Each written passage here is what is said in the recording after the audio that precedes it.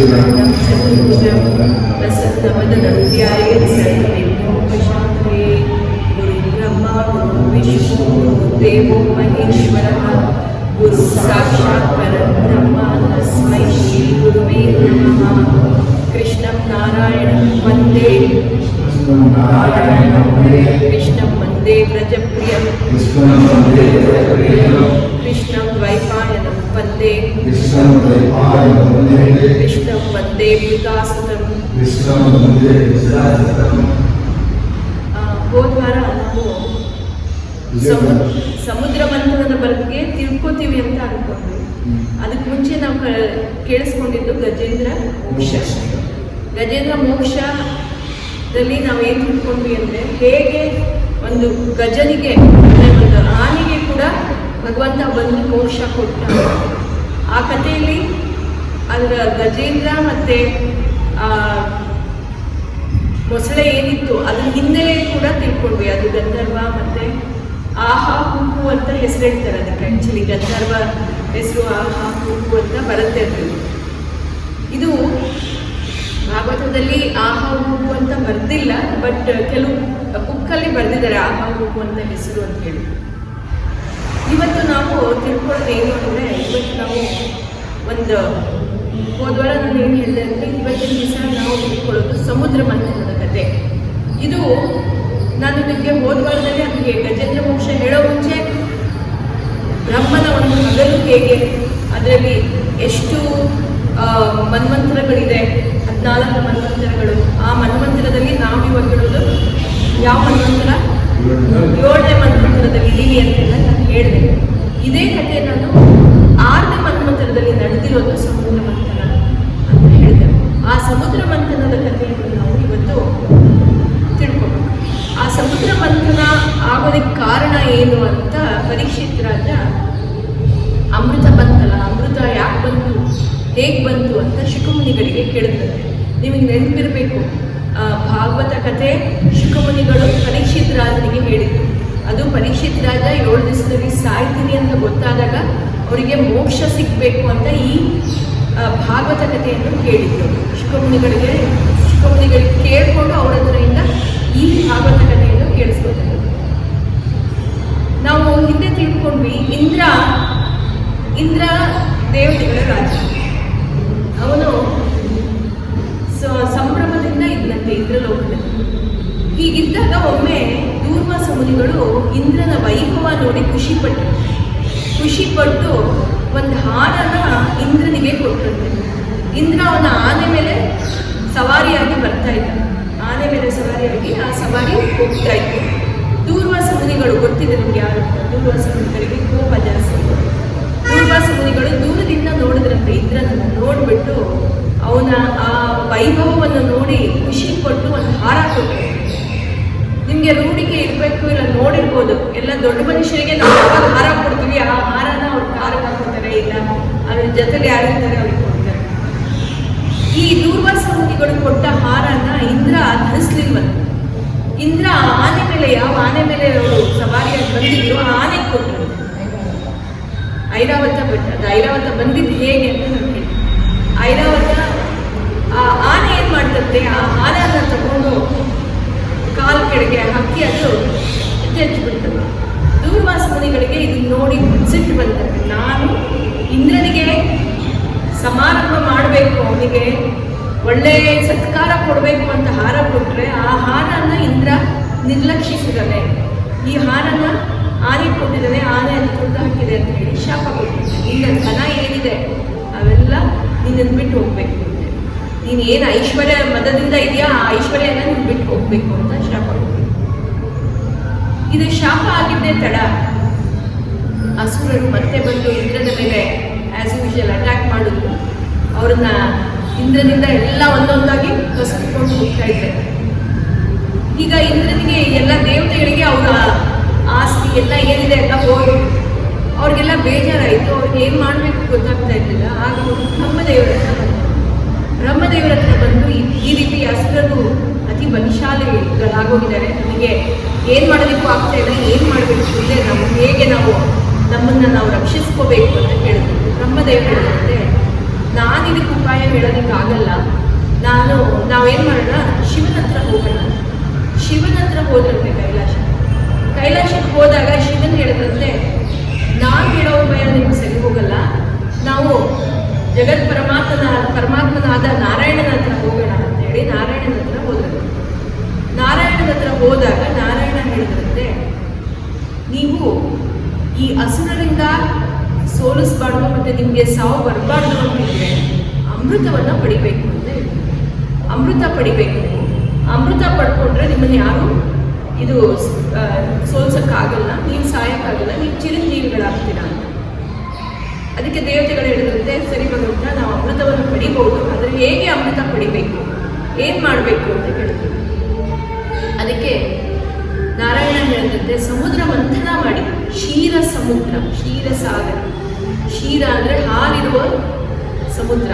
ನಾನು ನಿಮಗೆ ಹೇಳಿದ್ದೆ, ಕುಂಜ ಚಕ್ರವರ್ತಿ ರಥ ತಗೊಂಡು ಯಾವಾಗ ಹಗಲು ಎಲ್ಲ ರಾತ್ರಿ ಕೂಡ ಹಗಲು ಮಾಡಬೇಕು ಅಂತ ರಥ ತಗೊಂಡು ಭೂಮಂಡಲ ಯಾವಾಗ ಸುತ್ತಿದ್ರು ಆವಾಗ 7 ದೀಪ 7 ಸಮುದ್ರಗಳು ಹುಟ್ಟಿದ್ವು. ಆದರೆ ನಮಗೆ ಕಾಣಿಸ್ತಾ ಇರೋ ಸಮುದ್ರ ಬರೀ ಉಪ್ಪಿನ ಸಮುದ್ರ. ಹೀಗೆ 7 ಸಮುದ್ರಗಳಿದೆ. ಒಂದು ಮೊಸರಿನ ಸಮುದ್ರ, ಹಾಲಿನ ಸಮುದ್ರ, ಆಮೇಲೆ ಒಂದು ಕಬ್ಬಿನ ಹಾಲಿನ ಸಮುದ್ರ, ಈ ರೀತಿ ಬೇರೆ ಬೇರೆ ಸಮುದ್ರಗಳಿದೆ. ಈ ಸಮುದ್ರ, ಕ್ಷೀರ ಸಮುದ್ರ ಏನಿದೆ, ಕ್ಷೀರ ಸಾಗರ ಏನಿದೆ, ಅದು ವೈಕುಂಠದಲ್ಲಿದೆ. ಅಂದರೆ ಅದು ನಮ್ಮ ಕಣ್ಣಿಗೆ ಕಾಣಲ್ಲ. ಆದರೆ ಕೆಲವು ಕಡೆ ಕೇಳಿದರೆ ಮತ್ತು ಕೆಲವರು ಎಕ್ಸ್ಪೆರಿಮೆಂಟ್ ಮಾಡಿ ಅದನ್ನು ಹುಡುಕಿದ್ದಾರೆ. ಹೇಗೆ ನಮಗೆ ಈ ಮಿಕ್ಕ ಸಮುದ್ರಗಳು ನಮ್ಮ ಕಣ್ಣಿಗೆ ಹೇಗೆ ಕಾಣುತ್ತೆ, ಅದಕ್ಕೇನು ಹೇಳ್ತಾರೆ, ಅದು ನಿಜವಾಗಿ ನಮ್ಮ ಕಣ್ಣಿಗೆ ಕಾಣಲ್ಲ ಅಂತೆ. ಅದನ್ನು ತಪಸ್ಸು ಮಾಡಿ ಮುನಿಶ್ರೇಷ್ಠರು ಯಾರಿದ್ದಾರೆ ಅವರಿಗೆ ಆ ತಪೋ ದೃಷ್ಟಿಯಲ್ಲಿ ಅವರಿಗೆ ಅದು ಕಾಣುತ್ತೆ ಹೀಗೆ ಹೇಳಿದರು. ಆ ಕ್ಷೀರ ಸಮುದ್ರವನ್ನು ನೀವು ಕಡೀರಿ, ಅದು ಕಡಿದಾಗ ನಿಮಗೆ ಸಮುದ್ರ ಮಂಥನ ಮಾಡಿದಾಗ ನಿಮಗೆ ಅಮೃತ ಸಿಗತ್ತೆ ಅಂತ ಹೇಳಿದ್ರು. ಇವಾಗ ಎಲ್ಲ ದೇವತೆಗಳಿಗೆ ಖುಷಿ ಆಯ್ತಂತೆ. ಅವರು ಸರಿ, ನಮ್ಮ ಕುಮಾರ ನನಗೇನು ಮಾಡಬೇಕು ಅಂತ ನಮಗೊಂದು ಸೊಲ್ಯೂಷನ್ ಸಿಕ್ಕಿದೆ, ನಾವು ಇವಾಗ ಇದನ್ನು ಮಾಡಬೇಕು ಅಂತ ಮುಂದಕ್ಕೆ ಹೋಗಬೇಕು ಅಂತ ಅಂದ್ಕೊಂಡಿದ್ದೆ. ಆಗ ನಾರಾಯಣ ಹೇಳಿದಂತೆ, ನಕ್ಕಿ ನಿಮ್ಮ ಒಬ್ಬರ ಕೈಯಲ್ಲಿ ಸಮುದ್ರ ಮಂಥನ ಮಾಡೋಕ್ಕಾಗಲ್ಲ. ನೀವು ಈ ಸಮುದ್ರ ಮಂಥನ ಮಾಡಬೇಕಂದ್ರೆ ಆ ಹಸುರರು ನಿಮ್ಮೊಟ್ಟಿಗೆ ಕೂರಬೇಕು. ಹಸುರರು ಸೇರಿಕೊಂಡು ಅದೊಂದು ದೊಡ್ಡ ಟೀಮ್ ಆಗುತ್ತೆ, ಆವಾಗಲೇ ನಿಮಗದು ಸಮುದ್ರ ಮಂಥನ ಮಾಡೋಕ್ಕಾಗತ್ತೆ ಅಂತ ಹೇಳಿದ್ರು. ಇವರಿಗೆ ಹಸುರರು ಇವಾಗ ಎನಿಮೀಸ್, ಅವರು ಶತ್ರುಗಳು, ಅವ್ರು ಒಪ್ಕೋತಾರ ಇಲ್ವೋ ಅಂತ ಗೊತ್ತಿಲ್ಲ. ಭಗವಂತ ಹೇಳಿದಂತೆ, ನೀವು ಕೆಲಸ ಆಗಬೇಕಂತ ಯಾವುದೇ ಕೆಲಸ ಆಗಬೇಕು ಅಂದರೆ ಯಾರಿದ್ರು ನಿಮ್ಮ ಶತ್ರುಗಳಾದರೂ ನೀವು ಅವ್ರ ಕಾಲಿಗೆ ಇರಲೇಬೇಕು. ಅದಕ್ಕೆ ನೀವು ಹೋಗಿ ಅವರಲ್ಲಿ ಬಲಿಚಕ್ರವರ್ತಿ ಹತ್ರ ಹೋಗಿ ಬೇಡ್ಕೊಳ್ಳಿ, ನಮಗೆ ಸಮುದ್ರ ಮಂಥನ ಮಾಡೋದಕ್ಕೆ ಹಸುರರ ಸಹಾಯ ಬೇಕು ಅಂತ ಬೇಡ್ಕೊಳ್ಳಿ. ಬಲಿಚಕ್ರವರ್ತಿ ಹಸುರರ ರಾಜ, ಅವ್ರ ಹತ್ರ ಹೋಗಿ ಬೇಡ್ಕೊಳ್ಳಿ ಅಂತ ಹೇಳ್ತಾರೆ ಭಗವಂತ. ಸರಿ ಅಂತ ಹೇಳಿ ಇವರು ದೇವತೆಗಳೆಲ್ಲ ಬಲಿಚಕ್ರವರ್ತಿ ಹತ್ರ ಹೋದರು. ಇಂದ್ರ ಹೋದಾಗ ಆ ದ್ವಾರಪಾಲಕರು ಒಳಗಡೆ ಬಿಡಲಿಲ್ಲಂತೆ. ಫಸ್ಟು ಅವ್ರು ಏನು ಮಾಡಿದ್ರಂತೆ, ಇವರು ನಮ್ಮ ಶತ್ರುಗಳು ಬಂದಿದ್ದಾರೆ, ಏನೋ ಕುತಂತ್ರದಿಂದ ಬಂದಿದ್ದಾರೆ ಅಂತ ಹೇಳಿ ಒಳಗಡೆ ಬಿಡಲ್ಲ ಅಂತ ಗಲಾಟೆ ಮಾಡಿದ್ರು. ಬಲಿ ಚಕ್ರವರ್ತಿಗೆ ಗೊತ್ತಾಗಿ ಹೇಳಿದ್ರಂತೆ, ಹಾಗೆ ಹೇಳ್ಬಾರ್ದು, ಯಾರು ನಮ್ಮ ಮನೆ ಬಾಗಿಲಿಗೆ ಬಂದಿದ್ದಾರೆ ಅವರ ಅತಿಥಿಗಳು, ಅವ್ರನ್ನ ಒಳಗಡೆ ಅವ್ರಿಗೆ ಸತ್ಕರಿಸಬೇಕು ಅಂತ ಹೇಳಿ ಇಂದ್ರನನ್ನು ಸತ್ಕರಿಸಿ ಒಳಗಡೆ ಕರ್ಕೊಂಡು ಹೋಗುತ್ತೆ. ಇಂದ್ರದೇವರು ಹೇಳಿದ್ರಂತೆ, ನೋಡಿ, ನಾನು ನಮ್ಮ ಎಲ್ಲ ಕಷ್ಟಕ್ಕೆ ಒಂದು ಪರಿಹಾರ ತಂದಿದ್ದೀನಿ. ಆ ಪರಿಹಾರ ಏನು ಅಂದರೆ, ನಾವೆಲ್ಲ ಸಮುದ್ರ ಮಂಥನ ಮಾಡಿ ಅಮೃತವನ್ನು ಪಡ್ಕೊಳ್ಳೋಣ. ಏನೇ ಅಮೃತ ಬರುತ್ತೆ ಆ ಅಮೃತನ ನಮಗೊಂದು ಅರ್ಧ ಪಾಲು, ನಿಮಗೆ ಅರ್ಧ ಪಾಲು ಕೊಡ್ತೀವಿ ಅಂತ ಹೇಳಿ ಒಪ್ಕೊಂಡ್ರು. ಅದಕ್ಕೆ ಬಲಿಚಕ್ರ ಅಂತ ಹೇಳಿ ಮಾತು ಹೇಳಿದಾಗ ಬಲಿಚಕ್ರ ಅಂತ ಹೇಳಿದಂತೆ, ನಿನ್ನ ಮಾತನ್ನ ನಂಬೋದಾ, ನೀನು ನಮಗೆ ಅಮೃತ ಕೊಡ್ತೀಯ? ಬಲಿಗೆ ಡೌಟ್ ಬಂತೆ, ಯಾಕಂದರೆ ಇವರು ಹಸುರರಲ್ವ, ದೇವತೆಗಳು ನಮಗೆ ಕೊಡಲ್ಲ ಅಂತ ಹೇಳಿ ಅವ್ರಿಗೆ ಡೌಟ್. ಅದಕ್ಕೆ ಇಂದ್ರ ಹೇಳ್ತಂತೆ, ಇಲ್ಲ, ನಿಮ್ಮ ಸಹಾಯ ಪಡೆದು ನಾವು ಅಮೃತ ಪಡೆಯೋದು, ಅದರಿಂದ ನಾವು ನಿಮಗೆ ಖಂಡಿತ ಅಮೃತ ಕೊಡ್ತೀನಿ ಅಂತ ಹೇಳಿದ್ರು. ಸರಿ ಅಂತ ಹೇಳಿ ಒಪ್ಕೊಂಡು ಎಲ್ಲರೂ ಸಮುದ್ರ ಮಂಥನ ಮಾಡೋದಕ್ಕೆ ತಯಾರಾದ್ರು. ಸಮುದ್ರ ಮಂಥನ ಮಾಡಬೇಕಂದ್ರೆ ಒಂದು ಕಡ್ಕೊಳ್ಬೇಕು. ಏನೇ ನೀವು ಮೊಸರಲ್ಲಿ ಬೆಣ್ಣೆ ತೆಗಿಬೇಕು ಅಂದರೆ ಅದು ಕಡ್ಕೊಳ್ಬೇಕು. ಮಜ್ಜಿಗೆ ಮಾಡಿ ಅದನ್ನು ಕಡ್ದಾಗ ಇದು ಬರುತ್ತೆ, ಕಡ್ಕೊಳ್ಬೇಕು. ಕಡ್ಗೊಳ್ಗೆ ಒಂದು ಹಗ್ಗನೂ ಬೇಕು, ಒಂದು ದಾರ, ದೊಡ್ಡ ಹಗ್ಗ ಬೇಕು. ಆ ಹಗ್ಗ ಏನು ಮಾಡಬೇಕು ಇವಾಗ ಅಂತ ಯೋಚನೆ ಮಾಡಿದಾಗ ಭಗವಂತನ ಹತ್ರ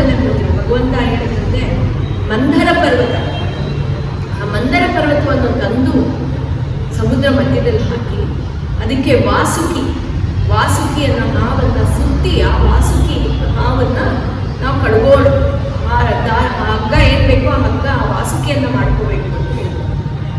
ಸರಿ ಅಂತ ಹೇಳಿ ಇವರು ಮಂದರ ಪರ್ವತ ಎತ್ತೋದಕ್ಕೆ ಅಸುರರು ಮತ್ತು ದೇವತೆಗಳು ಇಬ್ಬರು ಹೋದ್ರಂತೆ. ಆ ಪರ್ವತ ಅಲ್ಲಾಡ್ಸಕ್ಕೂ ಆಗಲಿಲ್ಲಂತೆ ಅವರಿಗೆ. ಅಷ್ಟು ಅದು ಅಷ್ಟು ಗಾತ್ರವಾಗಿತ್ತು ಮತ್ತು ಅಷ್ಟು ಭಾರವಾಗಿತ್ತಂತೆ. ಮತ್ತೆ ನಾರಾಯಣನ ಹತ್ರ ಬಂದರು. ನಾರಾಯಣ, ನಮ್ಗೆ ಆ ಪರ್ವತ ಎತ್ತಕ್ಕೆ ಆಗ್ತಾ ಇಲ್ಲ, ಜಗ್ಸಕ್ಕೆ ಆಗ್ತಾ ಇಲ್ಲ. ಜಗ್ಸಕ್ಕೆ ಹೋದರೆ ಎಷ್ಟೋ ಜನ ಸತ್ತೋಗಿದ್ರಂತೆ ಅಲ್ಲಿ ಜಗ್ಸಕ್ಕೆ ಹೋದಾಗ. ಆಗ ನಾರಾಯಣ ನಕ್ಕಿ ಹೇಳ್ಕೊಂಡೆ, ನಾನೇ ಬರ್ತೀನಿ ಇಲ್ಲಿ ಅಂತ ಹೇಳಿ ಗರುಡನ ಮೇಲೆ ಕೂತ್ಕೊಂಡು ಆ ಮಂದರ ಪರ್ವತವನ್ನು ಕೈಯಲ್ಲಿ ಇಟ್ಕೊಂಡು ಎಲ್ಲ ದೇವತೆಗಳು ಮತ್ತು ಹಸುರರಿಗೆಲ್ಲ ಆಶ್ಚರ್ಯ. ನಮಗೆ ಅದನ್ನು ಅಲ್ಲಾಡ್ಸೋಕ್ಕಾಗಿಲ್ಲ, ಅಂಥ ಬೆಟ್ಟವನ್ನು, ಅಂಥ ಮಂದರ ಪರ್ವತವನ್ನು ಭಗವಂತ ಒಂದು ಕೈಯಲ್ಲಿ ಎಷ್ಟು ಸುಲಭವಾಗಿ ಎತ್ಕೊಂಡು ಬಂದಿದ್ದಾನೆ, ಅವನ ಪರಾಕ್ರಮ ಎಷ್ಟು ಅಂತ ಯೋಚನೆ ಮಾಡಿದ್ರು. ಆ ಪರ್ವತ ತಂದರು, ಸಮುದ್ರದಲ್ಲಿ ಮಧ್ಯದಲ್ಲಿ ಇಟ್ಟರಂತೆ. ಇಟ್ಮೇಲೆ ವಾಸುಕಿಯನ್ನು ತಂದು ಪರ್ವತಕ್ಕೆ ಸುತ್ತಿ ಕಡ್ಗೋಲು ಮಾಡೋದಕ್ಕೆ ಶುರು ಮಾಡಿದ್ರು. ಅದನ್ನ ಕಡಿಯೋದಕ್ಕೆ ಶುರು ಮಾಡಿದ್ರು. ಅದು ಕಡಿಯೋಕ್ಕೆ ಶುರು ಮಾಡಿದಾಗ ಆ ಪರ್ವತ ಆ ಸಮುದ್ರದಲ್ಲಿ ಅಲ್ಲಾಡ್ತಾ ಇತ್ತಂತೆ. ಅದು ಫರ್ಮ್ ಆಗಿರಲಿಲ್ಲ, ಅದು ಸ್ಥಿರತೆ ಇರಲಿಲ್ಲ ಅದಕ್ಕೆ. ಅದು ಒಳಗಡೆ ಹೋಗ್ತಾ ಇತ್ತಂತೆ. ಇವ್ರು ಯಾವಾಗ ಕಡಿಯೋಕ್ಕೆ ಶುರು ಮಾಡಿದ್ರು ಆ ಸಮುದ್ರದಲ್ಲಿ ಅದು ಅಲ್ಲಾಡಿ ಕೆಳಗಡೆ ಹೋಗ್ತಾ ಇತ್ತು. ಮತ್ತೆ ಭಗವಂತನ ಹತ್ರ ಬಂದರು, ನಾರಾಯಣನ ಹತ್ರ ಬಂದರು. ನೋಡು, ನಾವು ಮಂಥನ ಮಾಡೋದಕ್ಕೆ ಆ ಸಮುದ್ರದಲ್ಲಿ ಆ ಪರ್ವತ ನಿಲ್ತಾ ಇಲ್ಲ, ಏನು ಮಾಡಬೇಕು ಅಂತ. ಸರಿ, ನೀವು ಯೋಚನೆ ಮಾಡಬೇಡಿ ಅಂತ ಹೇಳಿ ಆಗ ಭಗವಂತ ಕೂರ್ಮ ಅವತಾರ ಪಡ್ಕೊಂಡು ಆ ಸಮುದ್ರದ ಕೆಳಗಡೆ ಹೋಗಿ ಆ ಪರ್ವತ ಏನಿತ್ತು ಆ ಪರ್ವತಕ್ಕೆ ಒಂದು ಅಡಿಪಾಲು ಕೆಳಗಡೆ ಫೌಂಡೇಶನ್ ಥರ ನಿಂತ್ಕೊಂಡು ಆ ಕೂರ್ಮನ ಬೆನ್ನಿನ ಮೇಲೆ ಆ ಪರ್ವತ ಇಟ್ಟಿರ್ತಾರೆ. ಅದು ಯಾವಾಗ ಅದ್ರ ಮೇಲೆ ಇಟ್ಟರು ಕೂರ್ಮನಿಗೆ ಅದು ಒಂಥರ ಏನು ಕೆಡ್ತಾ ಇರುತ್ತೆ, ಆ ಕೆಳತಕ್ಕೆಲ್ಲ ಪರ್ವತ ಅದ್ರ ಮೇಲೆ ಇದ್ದಿದ್ದು ಒಂಥರ ಸರಿ ಚೆನ್ನಾಗಿ ಅನ್ನಿಸಿ ಒಳ್ಳೆ ಗಾಢ ನಿದ್ರೆ ಬಂದ್ಬಿಡ್ತಂತೆ ಕೂರ್ಮೆಗೆ. ನಿದ್ದೆ ಬಂದು ಗೊರಕೆ ಹೊಡೆಯೋಕ್ಕೆ ಶುರು ಮಾಡ್ತಾರೆ. ಆ ಗೊರಕೆ ಹೊಡೆಯೋ ರಭಸಕ್ಕೆ ಏನು ಗಾಳಿ ಬಂತು, ಆ ಗಾಳಿಯಲ್ಲಿ ಆ ಸಮುದ್ರದಲ್ಲಿ ಅಲೆಗಳು ಬರೋಕ್ಕೆ ಶುರು. ಅದಕ್ಕೆ ಸಮುದ್ರದಲ್ಲಿ ಅಲೆ ಬರೋದು ಅಂತ ಹೇಳ್ತಾರೆ. ಆ ಕೂರ್ಮದಲ್ಲಿ ಮಲಗಿ ಅದು ಗಾಳಿ ಬಿಟ್ಟು ಅದು ಯಾವಾಗ ಉಚ್ಛ್ವಾಸದ ಮೇಲೆ ಕೆಳಗೆ ಆಗ್ತಾ ಇತ್ತು ಆವಾಗ ಸಮುದ್ರದಲ್ಲಿ ಅಲೆಗಳು ಬರೋದು ಶುರುವಾಯಿತು ಅಂತ ಹೇಳ್ತಾರೆ. ಸಮುದ್ರದಲ್ಲಿ ಕೂರ್ಮ ಬಂತು, ಕೂರ್ಮದ ಮೇಲೆ ಮಂದರ ಪರ್ವತವನ್ನು ಇಟ್ಟಾಯಿತು. ಇವಾಗ ಇದು ಅದನ್ನ ಕಡಿಯೋದಕ್ಕೆ ಶುರು ಮಾಡಿದ್ರು. ಮೇಲ್ಗಡೆ ಒಂಥರ ಬೆಟ್ಟದ ಮೇಲೆ ಏನಿತ್ತು ಅದು ಒಂಥರ ಲೂಸ್ ಆಗಿತ್ತಲ್ಲ, ಅದಕ್ಕೂ ಒಂಥರ ನೀವು ನೋಡ್ಬೋದು. ಕಡ್ಗೋಲು ಮಾಡುವಾಗ ನೀವು ಹಳೆ ಟಿವಿಯಲ್ಲೆಲ್ಲ ನೋಡಿರ್ತೀರ, ಮೇಲ್ಗಡೆನೂ ಒಂಥರ ಅದಕ್ಕೆ ಸಪೋರ್ಟ್ ಇರುತ್ತೆ, ಕೆಳಗಡೆನೂ ಸಪೋರ್ಟ್ ಇರುತ್ತೆ. ಅದಕ್ಕೆ ಮೇಲ್ಗಡೆ ಇವಾಗ ಬಂದರೆ ಅದನ್ನ ಇದು ಕಡಿಯೋಕ್ಕಾಗಲ್ಲ ಅಂದಾಗ ಭಗವಂತನ ಹತ್ರ ಹೋದಾಗ ಭಗವಂತ ಅಜಿತನ ರೂಪ ಪಡ್ಕೊಂಡು ಮೇಲ್ಗಡೆ ಕೂಡ ಇಟ್ಕೊಳ್ಳೋಕ್ಕೆ ಬಂದರು. ಮೇಲಿಟ್ಕೊಂಡು ನೋಡಿದ್ರಂತೆ ಇವರಿಗೆಲ್ಲ ಈ ಸಮುದ್ರ ಮಂಥನ ಮಾಡೋದಕ್ಕೆ ಶುರು ಮಾಡಿದ್ರು. ಭಗವಂತನ ಇದ್ದ ಕೆಳಗಡೆನೂ ಭಗವಂತ, ಮೇಲ್ಗಡೆನೂ ಭಗವಂತ. ಭಾರ ಎಂಥ ಭಾರ. ಇವರು ಕಡಿಯೋದಕ್ಕೆ ಶುರು ಮಾಡಿದ್ರು. ಎಲ್ಲ ಅವರು ಎಷ್ಟು ಎನರ್ಜಿ ಇದೆ, ಎಷ್ಟು ಅವರ ಶಕ್ತಿ ಇದೆ, ಎಷ್ಟು ಇದೆ, ಪವರ್ ಇದೆ, ಎಲ್ಲ ಹಾಕಿ ಕಡಿಯೋಕ್ಕೆ ಶುರು ಮಾಡಿದ್ರು. ಕಡಿಯುವಾಗ ಎಲ್ಲ ದೇವತೆಗಳು ಹಸುರರು ಎಲ್ಲರಿಗೂ ಸುಸ್ತಾಗೋಯ್ತಂತೆ, ಅಷ್ಟು ಭಾರ ಇತ್ತಂತೆ.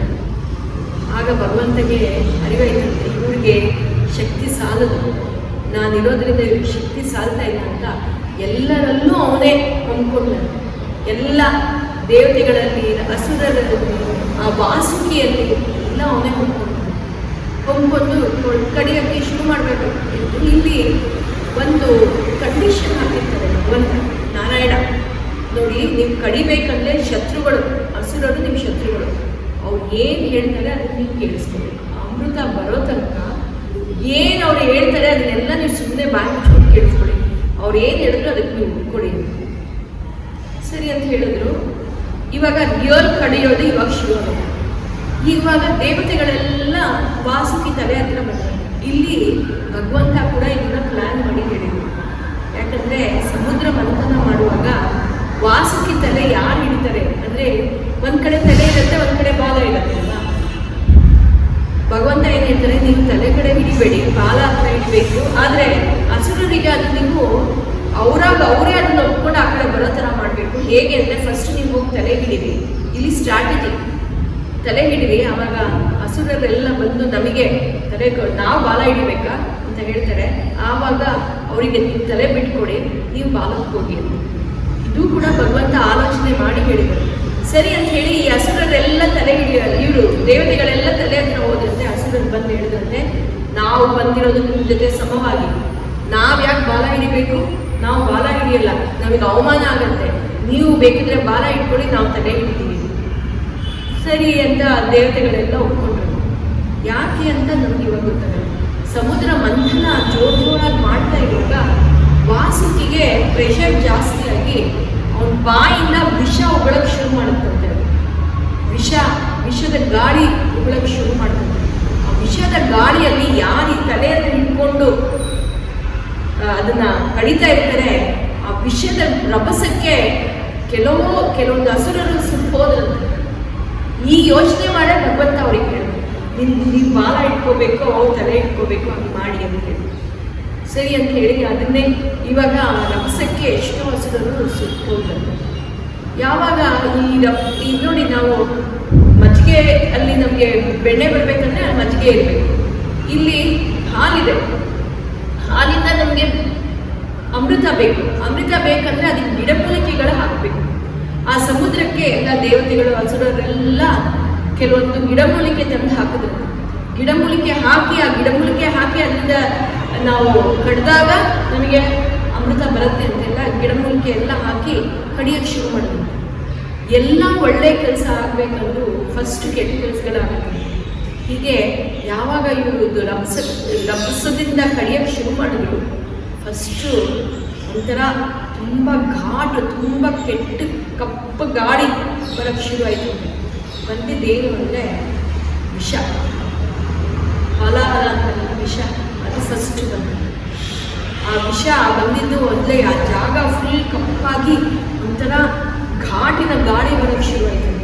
ಆ ಹಲಾಹಲ ವಿಷ ಬಂದಾಗ ಆ ವಿಷವನ್ನು ಏನು ಮಾಡೋದು, ವಿಷ ಏನು ಮಾಡೋದು, ಅಸುರರು ಯಾರು ಮುಂದೆ ಬರಲಿಲ್ಲ ಅದನ್ನು ತಗೊಳ್ಳೋದಕ್ಕೆ, ದೇವತೆಗಳು ತಗೊಳ್ಳೋದು. ಎಲ್ಲರೂ ಏನು ಮಾಡೋದು ಗೊತ್ತಾ ಇದ್ದೆ, ಶಿವನ ಹತ್ರ ನೋಡೋದು. ಶಿವ ಹೇಳಿದಂತೆ ನಾನು ಅದನ್ನು ಸ್ವೀಕರಿಸ್ತೀನಿ ಅಂತೇಳಿ ಶಿವನು ಆ ವಿಷವನ್ನು ಪಡೆಯೋದಕ್ಕೆ ಕುಡಿಯೋಕ್ಕೆ ಹೋದರು. ಆಗ ಪಾರ್ವತಿ ಅಲ್ಲೇ ಇದ್ದಲ್ಲ, ತುಂಬ ವಿಷಭರಿತ, ಅದು ತುಂಬ ವಿಷವಾಗಿತ್ತು. ಕುಡಿಯುವಾಗ ತಡದಂತೆ ಅದು ಗಂಟಲಲ್ಲೇ ಬಂದು ನಿಂತ್ಕೋತಂತೆ ಆ ವಿಷ. ಇದನ್ನ ನಮ್ಮ ಭಾಗವತದಲ್ಲಿ ಹೀಗೆ ಬರೆದಿದ್ದಾರೆ. ಆದರೆ ಮಾಧವರು ಏನು ಹೇಳ್ತಾರೆ, ಆ ವಿಷ ಬಂದಾಗ ಪ್ರಾಣದೇವರು ಅಂದರೆ ಆಂಜನೇಯ ಫಸ್ಟ್ ಬಂದು ಆಂಜನೇಯ ಕುಡಿಯೋಕ್ಕೆ ಹೋಗಿದ್ದಾರೆ. ಆಂಜನೇಯ ಕುಡಿಯುವಾಗ ಶಿವನಿಗೆ ಒಂದಿಷ್ಟು ಕೊಟ್ಟರಂತೆ, ಅದು ಶಿವ ಕುಡಿದಿದ್ದು ಅಂತ ಮಾಧವರ ಪುಸ್ತಕದಲ್ಲಿ ಅದು ಬರೆದಿರೋದು. ಆದರೆ ಭಾಗವತದಲ್ಲಿ ಶಿವ ಕುಡಿದ ಅಂತ ಹೇಳಿ, ಶಿವ ಯಾವಾಗ ಈ ಸಮುದ್ರದಿಂದ ಬಂದಿರುವಾಗ ಹಲಾಲು ವಿಷವನ್ನು ಕುಡಿಯುವಾಗ ಒಂದು ಚಿಕ್ಕ ತೊಟ್ಟು ಕೆಳಗಡೆ ಬಿಟ್ಟು, ಅದು ಹಾವುಗಳು, ಚೇಳು, ವಿಷಭರಿತ ಗಿಡ ಮೂಲಿಕೆಗಳು ಏನಿದೆ ಅದೆಲ್ಲ ಅದು ಸ್ವೀಕರಿಸ್ತಂತೆ. ಅದರಿಂದನೇ ನಮಗಿರೋದಿದೆಲ್ಲ ವಿಷ ಬಂದಿರೋ ಪ್ರಾಣಿಗಳೆಲ್ಲ ಅಲ್ಲಿಂದ ಬಂದಿರೋದು. ಆ ವಿಷ ಬಂದು ಇವಾಗ ಶಿವನನ್ನು ಸ್ವೀಕರಿಸ್ತಾರೆ. ಹೀಗೆ ಮಂಥನ ಮತ್ತೆ ಶುರು ಮಾಡಿದ್ರು. ಮಂಥನ ಮಾಡುವಾಗ ಮುಂಚೆ ಬಂದಿದ್ದು ಫಸ್ಟ್ ನೋಡಿ ವಿಷ ಬಂತು. ವಿಷ ಬಂದಾದ್ಮೇಲೆ ಕಾಮಧೇನು ಬಂತು. ಕಾಮಧೇನು ಅಂದರೆ ಯಾರು? ಹಸು. ಆ ಹಸು ಬರುವ ಮುಂಚೆ ಉಚ್ಚೈಶ್ರವ ಅನ್ನೋ ಕುದುರೆ ಬಂತು. ಆ ಕುದುರೆ ಹೇಗಿತ್ತು ಅಂದರೆ ಅಷ್ಟು ಪವರ್ಫುಲ್ ಆಗಿತ್ತಂತೆ. ಅದಕ್ಕೆ 4 ತಲೆ ಇತ್ತು. ಮತ್ತು ಅದು ಒಂಥರ ನೋಡೋದಕ್ಕೆ ಅಷ್ಟು ಒಳ್ಳೆ ಸುಂದರ ಆಕಾರವಾಗಿತ್ತಂತೆ. ಬಲಿ ಬಂದ್ಬಿಟ್ಟು ಹೇಳಿದಂತೆ, ನನಗೆ ಬೇಕು, ನಾನು ತಗೊಳ್ತೀನಿ, ಈ ಉಚ್ಚೈಶ್ರವವನ್ನು ನಾನು ತಗೊಳ್ತೀನಿ ಅಂತ. ಅವಾಗ ಅವ್ರಿಗೆ ನೆನಪಾಯ್ತಂತೆ, ನಾರಾಯಣ ಏನು ಹೇಳಿದಂತೆ, ಯಾರ್ಯಾರಿಗೆ ಏನು ಬೇಕು, ಹಸುರರಿಗೆ ಏನು ಬೇಕು ಅದೆಲ್ಲ ನೀವು ಕೊಡಿ, ಅಮೃತ ಬರೋ ತನಕ ನೀವು ಇನ್ನೇನು ಕೇಳಬೇಡಿ ಅಂತ ಹೇಳ್ತಾರೆ. ಸರಿ ಅಂತ ಹೇಳಿ ಅವರು ಫಸ್ಟು ಉಚ್ಚೈಶ್ರವ ಬಂತು, ಅದನ್ನು ಅವ್ರಿಗೆ ಕೊಟ್ಟರು. ನೆಕ್ಸ್ಟು ಹೀಗೆ ಅಲ್ಲಿ ಬಂದಿದ್ದು ಎಷ್ಟು ಐಟಮ್ಸ್ ಅಂದರೆ 14 ಐಟಮ್ಸ್ ಬಂತು ಅಂತ ಹೇಳ್ತಾರೆ. ಕಾಮಧೇನು ಬಂತು. ಕಾಮಧೇನುವನ್ನು ನಾರಾಯಣ ಇವರು ಇಂದ್ರದೇವರು ಸ್ವೀಕರಿಸಿದ್ರು. ಆಮೇಲೆ ಉಚ್ಚೈಶ್ರವ ಬಂತು. ಆ ಉಚ್ಚೈಶ್ರವವನ್ನು ಸೂರ್ಯಕ್ಕೆ ಕೊಟ್ಟರು, ಬಲಿಗೆ ಕೊಟ್ಟರು. ಹೀಗೆ ಮುಂದೆ ಕಡಿತಾ ಇದ್ದಾಗ ಐರಾವತ ಬಂತು. ಐರಾವತ ಗಜ 4 ಹೆಡೆ ಇತ್ತು, 4 ಇದು ಟ್ರಂಕ್, ಅದಕ್ಕೆ ಸೊಡ್ಲಿತ್ತು, ಅದನ್ನ ಇಂದ್ರನಿಗೆ ಕೊಡ್ತಾರೆ. ಹೀಗೆ ಮುಂದೆ ಬಂದಿದ್ದು ಕೌಸ್ತುಭ ಮಣಿ. ಅದು ಪಿಂಕ್ ಮತ್ತು ರೆಡ್ ಕಲರ್ ಆಗಿರ್ತದೆ. ಒಂದು ನೀವು ಕಮಲದ ಪುಷ್ಪ ನೀವು ನೋಡಿರ್ತೀರ, ಕಮಲದ ಪುಷ್ಪ ಪಿಂಕ್ ಕಲರ್, ಪಿಂಕ್ ರೆಡ್ಡಿಶ್ ಇರುತ್ತಲ್ಲ, ಆ ಥರ ಇದನ್ನೊಂದು ಕೌಸ್ತುಭ ಮಣಿ ಬಂತು. ಆ ಮಣಿಗೆ ಅರ್ಹ ಇನ್ಯಾರು ಎಲ್ಲ ನಮ್ಮ ನಾರಾಯಣ ಅಂತ ಹೇಳಿ ನಾರಾಯಣನಿಗೆ ಕೌಸ್ತುಭ ಮಣಿ ಕೊಟ್ಟರು. ಹೀಗೆ ಮುಂದೆ ಹೋಗ್ತಾ ಇದ್ದಾಗ ಮಣಿ ಆದಮೇಲೆ ಬಂದಿದ್ದು ನೆಕ್ಸ್ಟು ಪಾರಿಜಾತ ವೃಕ್ಷ. ಈ ಪಾರಿಜಾತ ವೃಕ್ಷ ಇವಾಗ ನಾವೇನು ನೋಡ್ತೀವಿ ಅದು ಅಲ್ಲ, ಅಲ್ಲಿ ಬಂದಿದ್ದು ಅದು ಬೇರೆ ರೀತಿಯ ಪಾರಿಜಾತ ವೃಕ್ಷ. ಆ ಪಾರಿಜಾತ ವೃಕ್ಷವನ್ನು ಇಂದ್ರ ಲೋಕದಲ್ಲಿ ಇಡಬೇಕು ಅಂತ ನಿಶ್ಚಯಿಸಿದ್ರಂತೆ. ನಂತರ ಬಂದಿದ್ದು ಒಂದು ಗುಂಪಲ್ಲಿ ಇಷ್ಟು ಹೆಂಗಸರು ಬಂದಂತೆ. ಅವ್ರಿಗೆ ಯಾರು ಅಲ್ಲ, ಅಪ್ಸರೆಗಳು. ಯಾರು ಅಪ್ಸರೆಯರಿದ್ದಾರೆ ಅವರು ಸಮುದ್ರ ಮಂಥನ ಮಾಡಿದ್ರಲ್ಲಿ ಬಂದಿರೋದು. ಆಮೇಲೆ ಬಂದಿದ್ದು ಲಕ್ಷ್ಮಿ ಬಂದು ಸಮುದ್ರ ಮಂಥನದಲ್ಲೇ ಲಕ್ಷ್ಮಿ ಬಂದು. ಶ್ರಾವಣ ಮಾಸ ವರಮಹಾಲಕ್ಷ್ಮಿ ಈಗ ಮುಂದಿನ ವಾರದಲ್ಲಿ ಬರ್ತಾಳೆ. ಸೊ ಇವಾಗ ಆ ಲಕ್ಷ್ಮಿ ಅಲ್ಲಿ ಬಂದಿದ್ದು. ಆ ಲಕ್ಷ್ಮಿ ಬಂದಿದ್ದು ಹೇಗೆ ಅಂದರೆ ಅಲ್ಲಿ ಚೆನ್ನಾಗಿ ವರ್ಣನೆ ಮಾಡಿದ್ದಾರೆ. ಲಕ್ಷ್ಮಿ ಬಂದಿದ್ದು ಅವಳು ನೋಡೋದಕ್ಕೆ ಅಷ್ಟು ಸುಂದರವಾಗಿರುತ್ತೆ. ಎಲ್ಲ ಭಗವಂತನ ಅಲ್ಲಿ ದೇವರು ಆಗಲಿ ಹಸುರರಾಗಿ ಎಲ್ಲ ಯಾರಿದ್ರು ಅವಳನ್ನು ನೋಡ್ತದೇ ಇದ್ರಂತೆ, ದಿಟ್ಟ ಕಣ್ಣಿನಿಂದ ನೋಡ್ತಾ ಇದ್ರು. ಇಷ್ಟು ಒಳ್ಳೆ ಲಕ್ಷ್ಮಿ ಬಂದಿದ್ದಾಳೆ ಅಂತ ಹೇಳಿ. ಈ ಲಕ್ಷ್ಮಿ ಬಂದಿರೋದನ್ನ ನೋಡಿ ಎಲ್ಲರೂ ಲಕ್ಷ್ಮಿಯನ್ನ ವರಿಸ್ಬೇಕು, ಯಾರು ವರಿಸ್ಕೋಬೇಕು ಅಂತ ಹೇಳಿ ಅಲ್ಲಿ ಸ್ವಯಂವರ ನಡೆಸಿದ್ರು. ಆ ಸ್ವಯಂವರಕ್ಕೆ ಲಕ್ಷ್ಮಿಯನ್ನ ತಯಾರಿ ಮಾಡಿಸಿದ್ರಂತೆ. ಯಾರ್ಯಾರು ಏನೇನು ಕೊಟ್ಟರು ಅಲ್ಲಿ ಇದ್ದಿದ್ದೆಲ್ಲ ಗುಂಪಲ್ಲಿ ಯಾರ್ಯಾರಿದ್ರು ದೇವತೆಗಳು ಅವರೆಲ್ಲ ಲಕ್ಷ್ಮಿಗೆ ಒಂದೊಂದು ಐಟಮ್ ಕೊಟ್ಟರಂತೆ. ಇಲ್ಲಿ ಏನೇನು ಕೊಟ್ಟರು ಅಂದರೆ ಲಕ್ಷ್ಮಿಗೆ ಹೊರಗಡೆ ಬಂದಾಗ ಇಲ್ಲಿ ನಾನು ಬರ್ತಿರೋದು ಎಷ್ಟೊಂದು ಐಟಮ್ಸ್ ಕೊಟ್ಟರು, ಅದೆಲ್ಲ ನಾನು ಹೇಳಬೇಕು ಅಂತ. ಫಸ್ಟ್ ಬಂದಿದ್ದು ಅಲ್ಲಿ ದೇವತೆಗಳು ಯಾರಿದ್ರು ಅವರಲ್ಲಿ ಹಸುಗಳು ಬಂದು ಹಾಲು ಕೊಟ್ಟಿರುತ್ತೆ. ದೇವಿ ಇನ್ನು ಹಾಲು ಕುಡಿಬೇಕು ಅಂತ ದೇವಿಗೆ ಹಾಲು ಕೊಟ್ಟಿರುತ್ತೆ. ಇಂದ್ರ ಬಂದು ಅವರಿಗೆ ಒಂದು ಒಳ್ಳೆಯ ಸಿಂಹಾಸನ ಕೊಟ್ಟರು. ಇಂದ್ರ ಬಂದು ಒಳ್ಳೆಯ ಸಿಂಹಾಸನ, ರತ್ನ ಖಚಿತವಾದ ಸಿಂಹಾಸನ ಕೊಟ್ಟ. ಮತ್ತೆ ನದಿಗಳು ಬಂದು ಅವಳಿಗೆ ಒಳ್ಳೆಯ ನೀರು, ಸುಗಂಧ ಭರಿತವಾದ ನೀರು ಅದು ಕೊಟ್ಟರಂತೆ ಸ್ನಾನ ಮಾಡಲಿಕ್ಕೆ. ಹಾಗೆ ಮುಂದೆ ನಮ್ಮ ಭೂಮಿ ಏನಿದೆ ಅದು ಒಳ್ಳೆಯ ಸುಗಂಧ ಭರಿತವಾದ ಗಿಡಮೂಲಿಕೆಗಳು ಕೊಟ್ಟರು. ನೀನು ಅದನ್ನು ಹಚ್ಕೊಂಡು ಸ್ನಾನ ಮಾಡಮ್ಮ ಅಂತ ಹೇಳಿ. ಆಮೇಲೆ ಮುಂದೆ ಇದು ವಸಂತ ಋತು, ಅದು ಒಳ್ಳೆಯ ಹೂವನ್ನು ಕೊಟ್ಟರು. ಅದಕ್ಕೆ ವಸಂತ ಕಾಲದಲ್ಲಿ ನಮಗೆ ಹೂಗಳು ಚೆನ್ನಾಗಿ ಬರುತ್ತೆ ಅಂತ ಹೇಳೋದು. ಮುಂದೆ ಋಷಿಗಳು ಬಂದು ಅವಳಿಗೆಲ್ಲ ಹೆಣ್ಣು ಋಷಿಗಳು ಯಾರಿದ್ರು ಅವರೆಲ್ಲ ಬಂದು ಅವಳಿಗೆ ಆ ಗಿಡಮೂಲಿಕೆಗಳನ್ನು ಲೇಪನೆ ಮಾಡಿ ಸ್ನಾನ ಮಾಡಿಸೋದಕ್ಕೆ ತಯಾರಾದ್ರು. ಗಂಧರ್ವರು ಅವಳಿಗೆ ಹಾಡು ಹೇಳಿ ಹೊಗಳ್ತಾ ಇದ್ರಂತೆ. ಆಮೇಲೆ ದಿಗ್ಗಜರು ಅಂದರೆ ಅದು ಆನೆಗಳು, ನಮ್ಮ ಭೂಮಂಡಲವನ್ನು ಇಟ್ಕೊಂಡಿರೋ ದಿಗ್ಗಜಗಳು. ಆ ದಿಗ್ಗಜರುಗಳು ಬಂದು ಅವಳಿಗೆ ಒಳ್ಳೆಯ ಕೆಳಗಡೆ ಭೂಮಿ ಅಡಿಯಿಂದ ಇದ್ದ ನೀರನ್ನು ತಂದು ಅವಳ ಮೇಲೆ ಹಾಕಿದ್ರಂತೆ.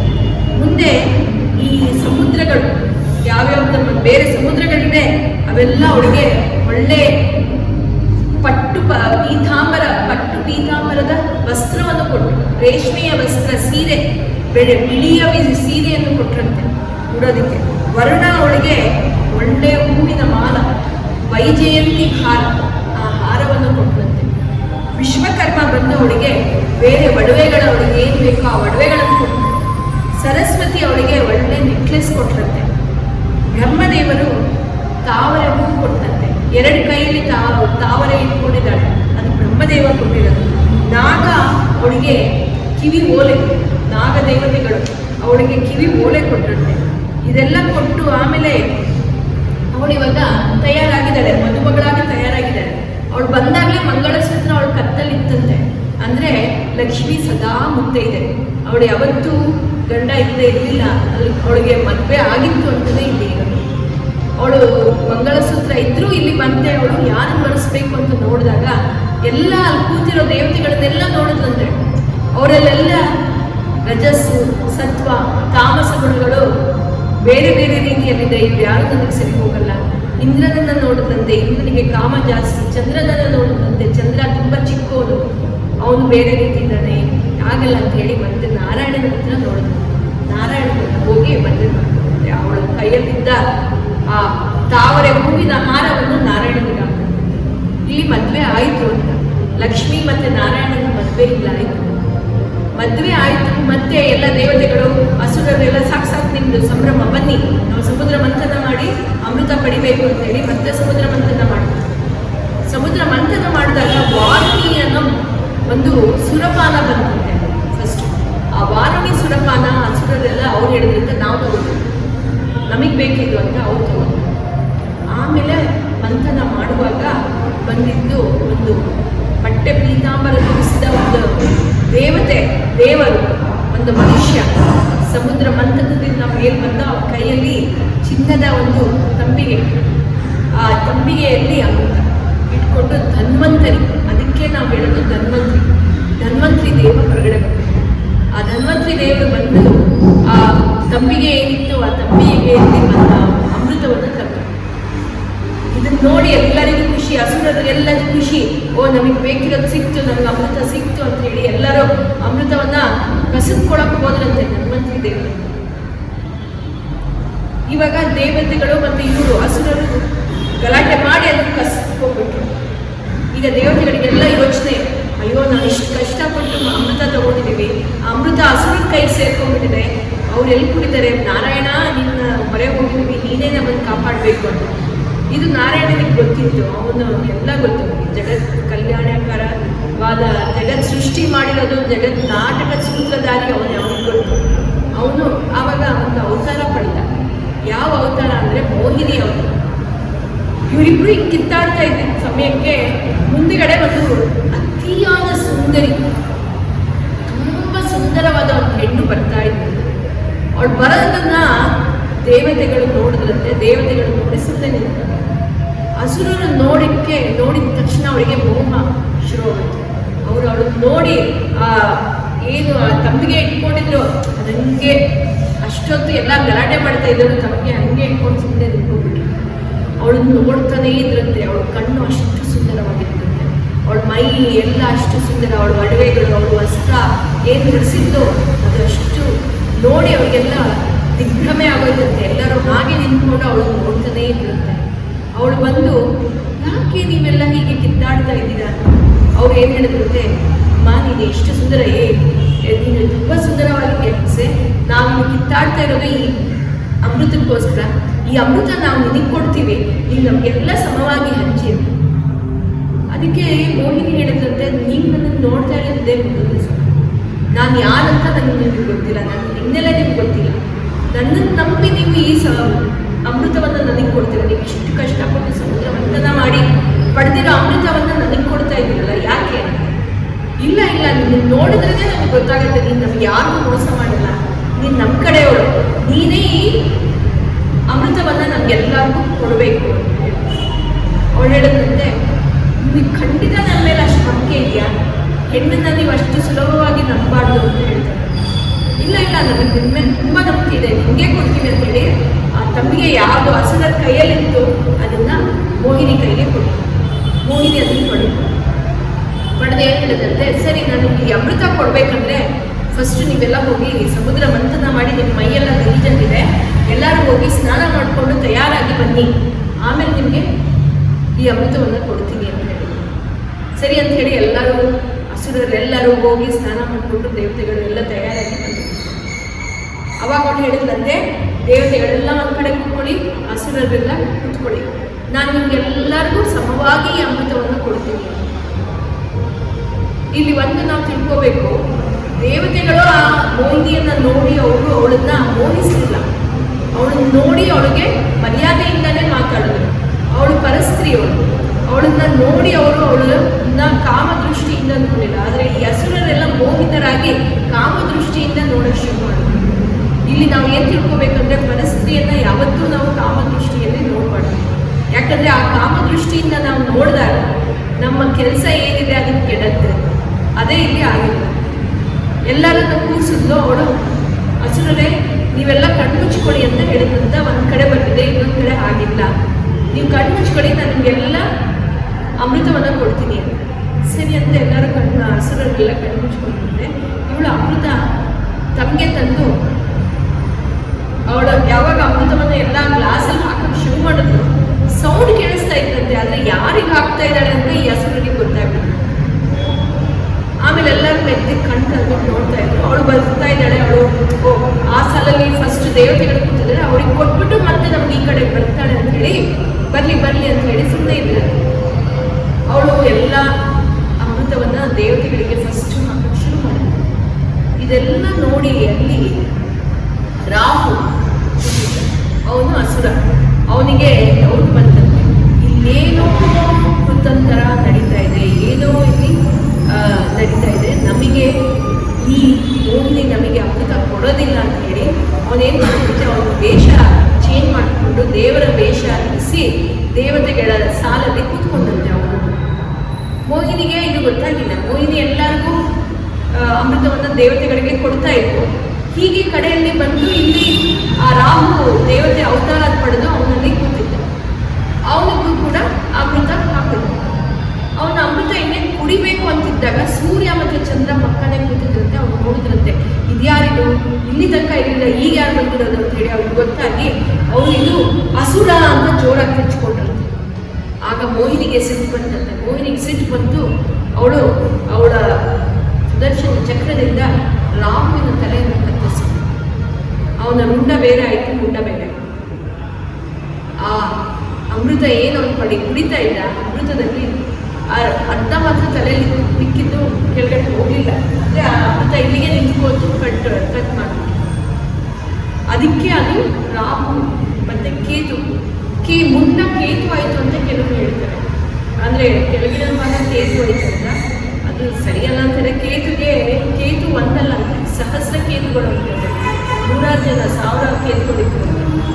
ಹೀಗೆ ರಾಹು ಕೇತು ಯಾವಾಗ ಹೀಗೆ ಅದು ಮುಂಡ ಒಂದು ಭಾಗ ಆಯಿತು, ಇದು ಒಂದು ಭಾಗ ಆಯಿತು, ಅದು ನಮಗೆ ಸಿಗೋದು ರಾಹು ಕೇತು ಅಂತ. ನವಗ್ರಹದಲ್ಲಿ ಅವರಿಗೆ ಸ್ಥಾನ ಕೊಟ್ಟಿರುತ್ತೆ ದೇವತೆಗಳು. ಯಾಕಂದರೆ ಅವರಲ್ಲಿ ಒಂದಿಷ್ಟು ಅಮೃತದ ಬಿಂದು ಇದೆ ಅಂತ ಹೇಳಿ ಅವರಿಗೆ ನವಗ್ರಹದಲ್ಲಿ ಒಂದು ಸ್ಥಾನ ಕೊಟ್ಟರು.